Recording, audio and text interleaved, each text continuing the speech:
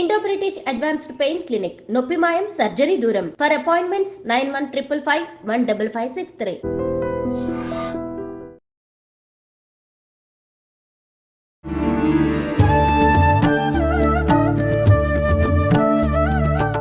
నమస్కారం గురుగారు. నమస్కారం అమ్మా.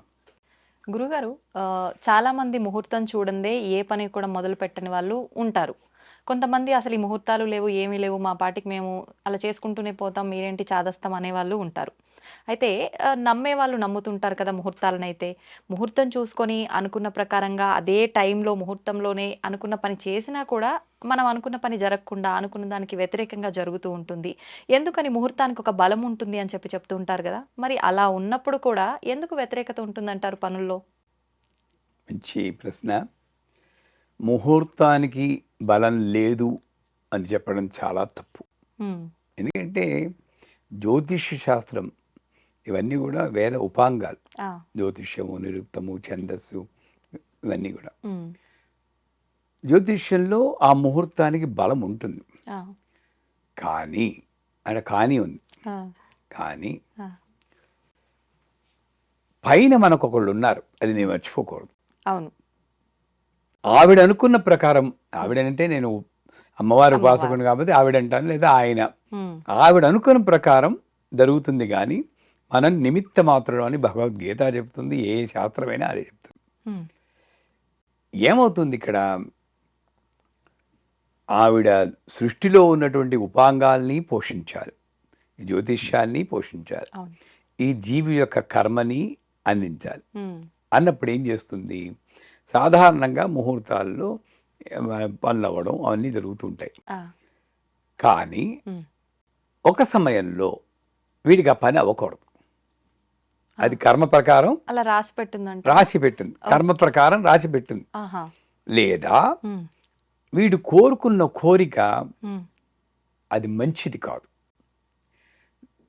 దేవకార్య సముద్యత శ్రీమాతా శ్రీ మహారాజ్ని శ్రీమత్ సింహాసనేశ్వరి తిదగ్నికుండ సంభూత దేవకార్య సముద్యత అని అంటారు.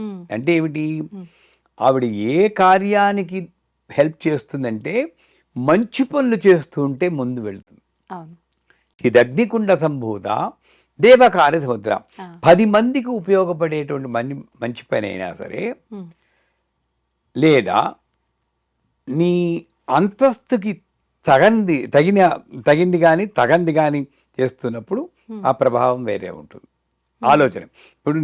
ఇప్పుడు ఇక్కడ ఉన్నానండి, నేను అమెరికా ప్రెసిడెంట్ అయిపోవాలి అనుకున్నాను, తప్పు కదా అది.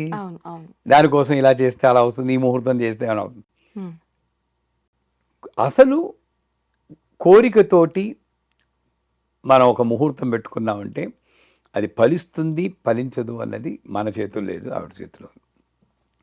నిజం చెప్పాలంటే రాముల వారి పెళ్ళి ముహూర్తం చూసే చేసి ఉంటారు, అవునా కదా? మరి ఎందుకు అలా జరిగింది అంటే అలా జరిగింది. అది మనకు అలా జరిగి ఉంటే దురదృష్టం అనుకుంటాం. కానీ ఆయన విష్ణుమూర్తి అంశ కాబట్టి ఈ రావణాసురుడనే రాక్షసుని సంహరించడం కోసం ఈ కథను నడిపాడు, లోక కళ్యాణం కోసం. సో ఆయన దృష్టిలో అన్నీ మంచే. అందుకే భగవంతు దృష్టిలో చెడు లేదు, మన దృష్టిలోనే మంచి చెడు లాభం నష్టం ఇవన్నీ వస్తాయి. అందుచేత నేను ముహూర్తం చూసుకున్నా పనులు అవటం లేదు అని అన్నారంటే, ఒకటి నా దురాశ అవ్వచ్చు, 2 నా కర్మ పరిపక్వత. ఎందుకంటే ఆ టైంకి నాకు సరిగా లేదనుకోండి, ఇది ఎన్నిటి మీద ఆధారపడింది. ఆ నర్సు వీడు పుట్టినప్పుడు టైం సరిగ్గా చూసుకోవాలి. 6:50 పుట్టాడు, 6:50 అని నడుస్తుంది, వాడు 6:15 అని రాసుకుంటాడు. అయిపోయిందా? జీవితం మారిపోయింది. అప్పుడే నక్షత్రం మారింది అనుకోండి, బతుకు బస్ స్టాండే. ఈ 6:15 పెట్టుకుని క్యాల్కులేట్ చేసుకుంటూ ఉంటాడు ప్రతి ముహూర్తం. అక్కడ నర్సు తప్పు జరిగిపోయింది. అంటే ఆవిడ పంపించింది ఆ నర్సు అనమాట, వీడికి ఇది జరగకూడదని. ఇవన్నీ ఆవిడ నాటకాలే.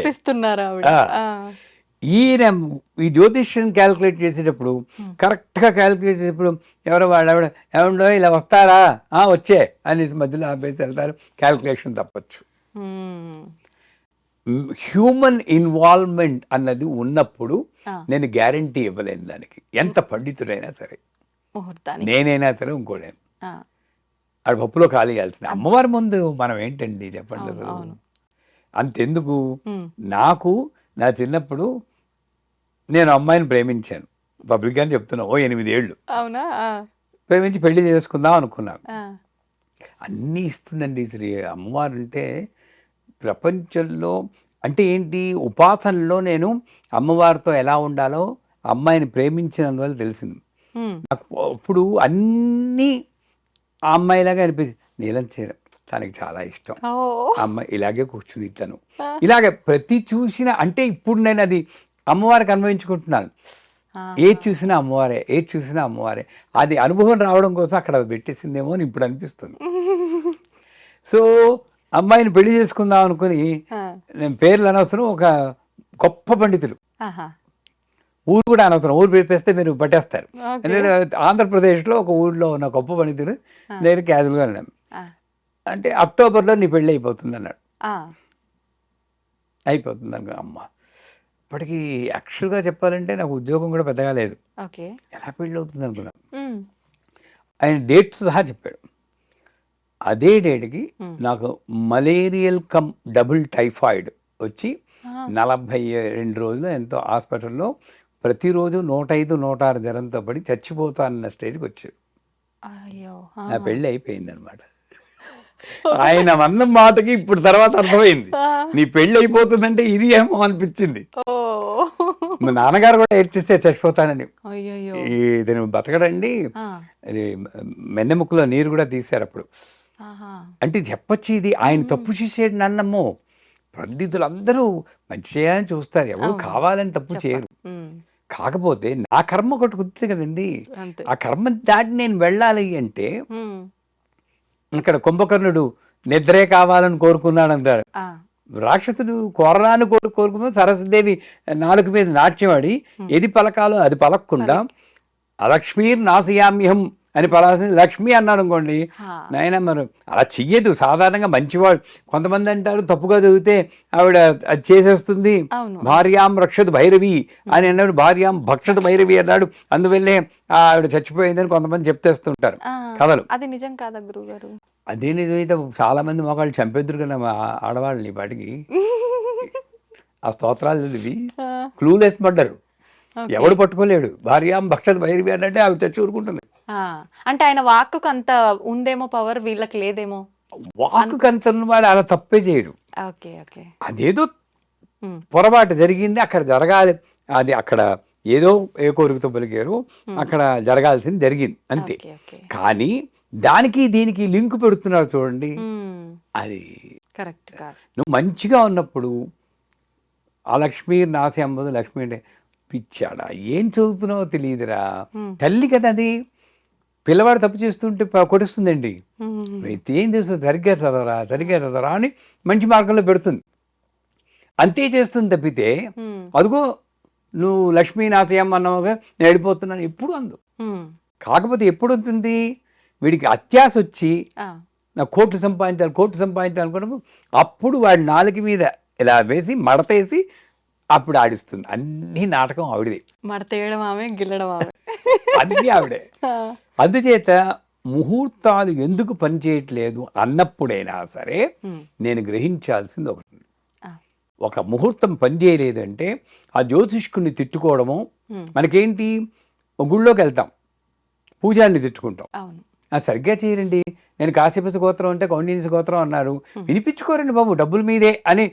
అంటే ఆవిడికి ఎంత కోపం వస్తుందో తెలుసా అండి. గుళ్ళో నాకు 3 పూట్ల పూజ చేసి నైవేద్యాలు పెట్టిది ఉమ్, అవును, ఇతను. నా పూజారిని, అర్చకుల్ని, బ్రాహ్మణుని తిడితే నేను ఊరుకోను, ఉమ్, వీడు ఎలా చదివితే అంతే, అదే కరెక్ట్ ఆ, అంటుంది ఆవిడ. మరి అంతే కదా, నువ్వు చేస్తున్నావు పూజలు, అవును, అమ్మవారి సేవలో ఉంటున్నాడు అమ్మవారి నిత్యం. సేవలో ఉంటున్నాడు, ఉమ్, నీ దృష్టి అక్కడ ఉండాలి కానీ గోత్రం మీద ఎందుకు ఉంటుంది. అవును, అందుచేత ఉమ్, గుళ్ళోకి వెళ్ళి వాళ్ళని తిట్టుకుంటాం, ఏదైనా పన్ను జరిపితే అదిగో ఆ జ్యోతిష్కుడు తప్పుగా చెప్పాడు జ్యోతిష్ శాస్త్రాన్ని, అందుకే శాస్త్రాన్ని నమ్మకూడదండి అనేస్తాం. అవును, ఇవన్నీ తప్పు. అప్పటికైనా మనం ఏదో చూసుకున్నాను, నేను మా మా అమ్మని నాన్నని తిరుపతి తీసుకెళ్ళడానికి ఎప్పుడు మా గురువు గారి మిసెస్నే నేను ముహూర్తం అడుగుతాను. ఆహా. అన్నపూర్ణాంబ ఆవిడ్ని అడుగుతాను. ఆ. నాకు పిన్ని గారు అవుతారు. ఆహా. పిన్ని ఎప్పుడు తీసుకెళ్ళమన్నాను చూసి ఎల్లుండి తీసుకెళ్ళరా అని. ఆ ఎల్లుండి అమావాస్య. ఆ, వెళ్ళొచ్చు. నేను చూసుకోలేదు, ఆహా. తీసుకెళ్ళిపోయాను. ఆ. మీరు నమ్మరు, అందరూ ఏదో ఏర్పాటు చేసినట్టు స్పెషల్ దర్శనం వాళ్ళకి జరిగింది. అన్నీ స్మూత్గా జరిగిపోయాయి. వచ్చాక చూసుకున్నాను అది అమావాస్య. ఆహా. నేను ముందే చూసుకున్నాను అనుకోండి, ఉమ్, అయ్యో అమావాస్య నాడు వెళ్తున్నాను, అమావాస్య నాడు ఉంటుందో లేదో అనుకుంటే ఒక అదే గిలి ఉండేది అలాగే లోపల. జరుగుతుంది. అవును అవును. ఆ.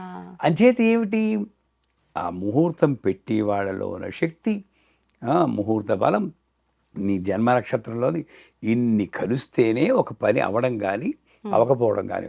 వీటన్నిటికీ మించింది భగవదాజ్ఞ.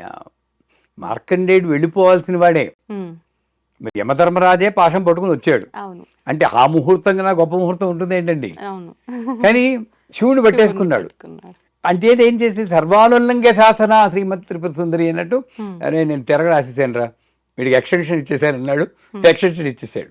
మనకు కూడా అలా సాధ్యపడుతుందా గురువుగారు మరి? మార్కండేయుడికి ఉన్నంత నమ్మకం ఉండే. ఆ. నేను ఐసీలో ఉన్నప్పుడు ఈ జూమ్ సహ మాం పాలే పాలే మంత్రం చెప్పండి అంటాను. ఆ.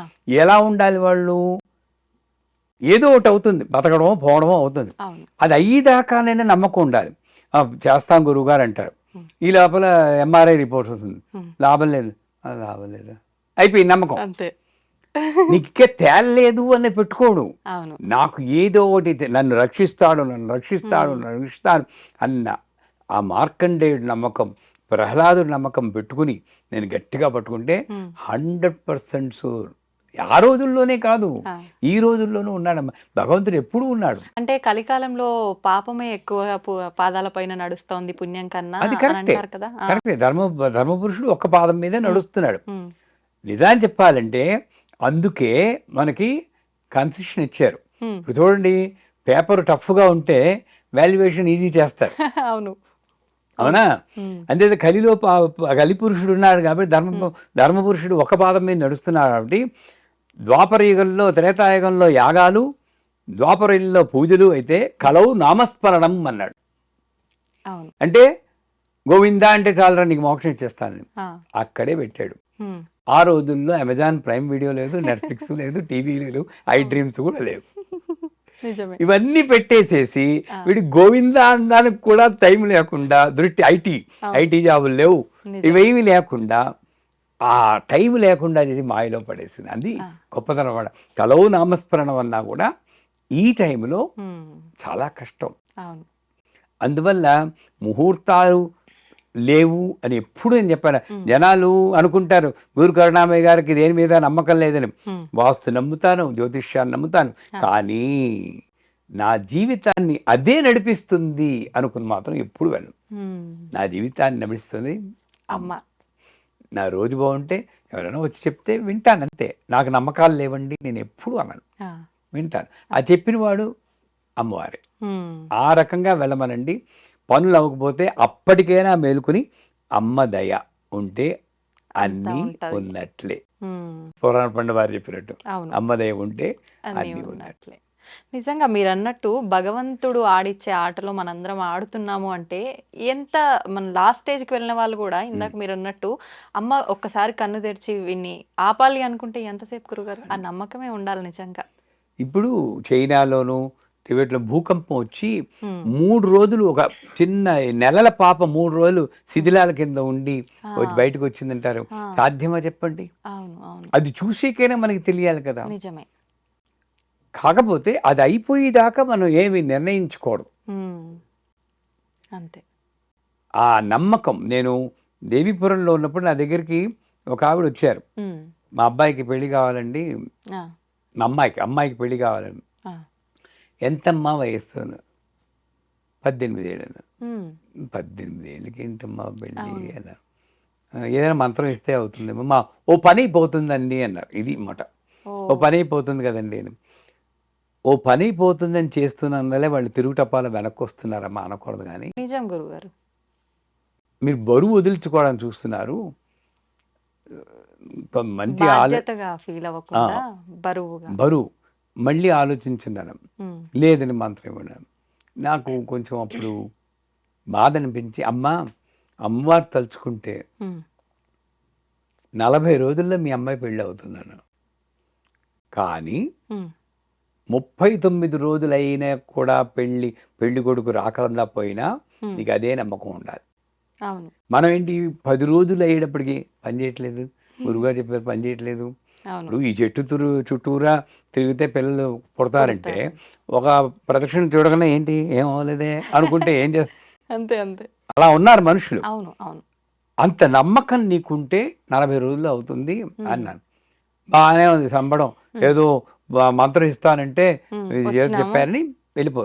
ఆ, నా రూమ్ ఇక్కడ ఇలా వెళ్తుంటే లక్ష్మి గారని ఇంకో ఆవిడ వేరే కాటేజ్లో ఉంటారు. ఉమ్, అలా వెళ్తుంటే ఎందుకు వచ్చారండి అన్నారు. ఆ, ఇదో గురుగారికి మా అమ్మాయి పెళ్లి గురించి వచ్చామండి. ఇక ఏ అమ్మాయి వయసు ఎంత, మా మేనల్లుడి వయసు ఎంత, ఇలా కలిపింది. అప్పటికప్పుడు పెళ్లి కుదిరిపోయింది. ఆ. మరుసటి వారంలో పెళ్లి చేస్తా ఉన్నారు. ఓ, సిగ్గుపడి నా దగ్గర రాలేదు ఆవిడ. అయ్యో. ఎందుకంటే అరిచింది కదా. అవును అవును. అంటే ఏమిటి, నేను గొప్పని కాదు, అంటే ఆఖరి నిమిషంలో ఏదైనా జరగచ్చు. ఏదైనా జరగచ్చు అనేది నేను నేర్చుకోవాలి. అవును. అక్కడ నేనేదో చెప్పాను, నేను చెప్పినట్టు అయిపోయింది అని మళ్ళీ యూట్యూబ్ అహంకారం వీడియోలు లాంటివి. వేసుకున్నానంటే నేను ఫెయిల్ అవుతాను. అవును అవును. వచ్చింది కనుక చెప్పాను అంతే. అన్నిటికీ పైన అమ్మ ఉంది. ఉమ్, అమ్మకి నేను సరెండర్ అవ్వాలి, ముహూర్తం పెట్టుకుంటా. అవును. ఇప్పుడు పెళ్ళయ్యాక చూసుకున్నా నేను మా ఆవిడ ఉమ్, గణాలు గుణాలు అని చెప్తాను. 32 పాయింట్లు మీరు చూసుకున్నారా మీ పెళ్ళికి?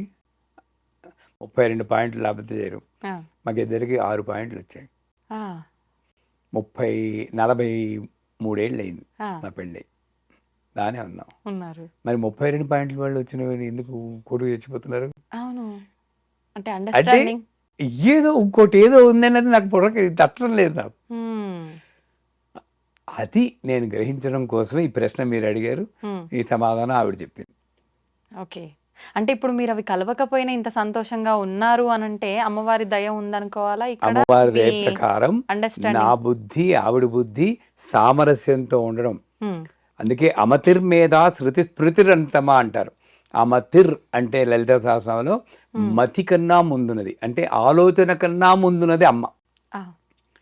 అది నేను గ్రహించినప్పుడు చండీ పాటలు చెప్తాను, నా రోజు బాగుంటే నాకు లక్ష్మిలా ప్రవేశించి నా చేత మంచి పనులు చేయించేది నువ్వే, నా రోజు బాగులేకపోతే ఆ లక్ష్మిగా ప్రవేశించి చెడ్డ పనులు చేయించేది నువ్వే, నేను నిమిత్త మాత్రుడిని అంటూ. అంతకన్నా ఏం కావాలి?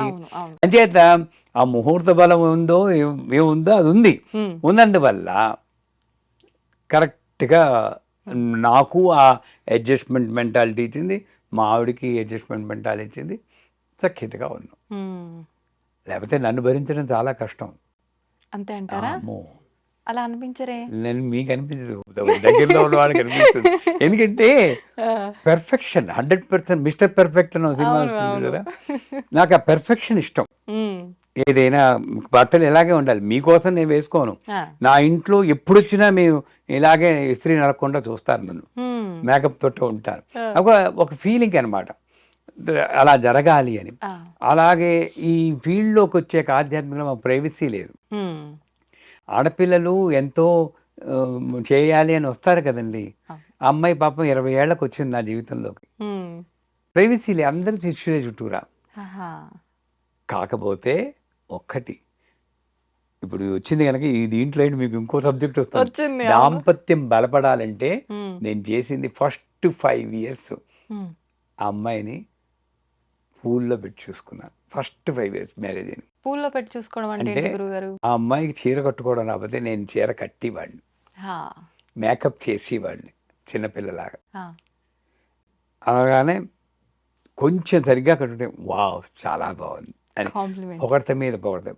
అండ్ మీరు నమ్మరు, ఒక సంవత్సరం పాటు ఎవరు నమ్మరు, సంవత్సరం పాటు ఆల్మోస్ట్ ప్రతిరోజు సినిమాకి వెళ్ళేవాడు. ప్రతిరోజు నేను కొనేది ఎంత మోర మల్లెపూల మాల ఓ రిక్షాలో రాజమండ్రిలో వెళ్ళి ఏ సినిమా ఎన్ని చూస్తాం వెనక ఆత కూర్చున్నా కబుర్లు చెప్పుకునేవాడు. ఆ బలం పడేటప్పుడు ఇంక వాళ్ళకి బాగా తినేసిన వాడికి ఆకలి వేస్తుందమ్మా. అండ్ ముందుగానే చెప్పాను, మా నాన్నగారు మన అమ్మగారు. ఏదో అప్పుడు ఒకసారి ఏదో విసుక్కున్నారు. హ్మ్. అంటే స్వెటర్ కొనిస్తే ప్రేమగా మామయ్య గారు ఇదంటే ఏంటి ఎంత హ్మ్. $85 వేస్ట్. అంటే ఆ కాలం మనిషి మరి అంతే. $85 వేస్ట్ అని ఏడ్చి బుడబుడ ఏడ్చేశారు. అంటే ఎప్పుడు చెప్పాను ఆ! ఆయన రాలిపోయే ఆకు, హ్మ్. ఆయనకు నేను చెప్పలేను, అవును. మనం అడ్జస్ట్ అవ్వాలి. నేనేమన్నా అంటే నువ్వు బాధపడు, బాధపడు. బట్ వాళ్ళు ఏమన్నా అన్నా కొంచెం అడ్జస్ట్ అయిపోదాం. హ్మ్.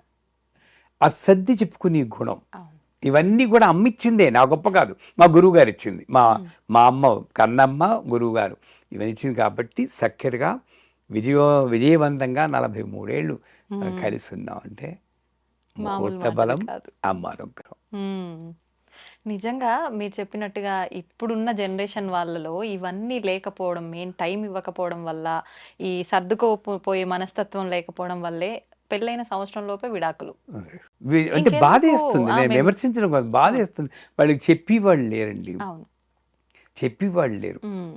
పెళ్ళవుతుంటే తల్లి చెప్పి పంపించాలి, అత్తగారింట్లో ఎలా ఉండాలి, వాళ్ళు ఏమిటి అన్నీ చెప్పి వినేవాళ్ళు లేరు, చెప్పేవాళ్ళు లేరు, రెండూ లేరు. అవును. అంచేత క్వైట్ అన్ఫార్చునేట్. అవును. పెద్దవాళ్ళు ఏదైనా చెప్పినా, మాకన్నీ తెలుసులే, మీరేంటి చెప్పేది, ఇలా అయిపోయింది. సంతోషం గురుగారు. చాలా మంచి విషయాలు తెలియజేశారు. టాపిక్ అంతా ఒక ఎత్తయితే మీ మాటలు నిజంగా ఆఖరణ చెప్పిన మీ లైఫ్‌కి సంబంధించిన విషయాలు మాత్రం అసలు సూపర్ నిజంగా. చాలా మందికి ఆదర్శంగా తీసుకునే ఒక మంచి విషయం చెప్పారు. అమ్మ అనుగ్రహం నాకు. అవును. అది నాకు అవకాశం వచ్చినందుకు మీకు థ్యాంక్స్ చెప్పుకుంటున్నాను. థాంక్ యూ గురుగారు. ధన్యవాదాలు.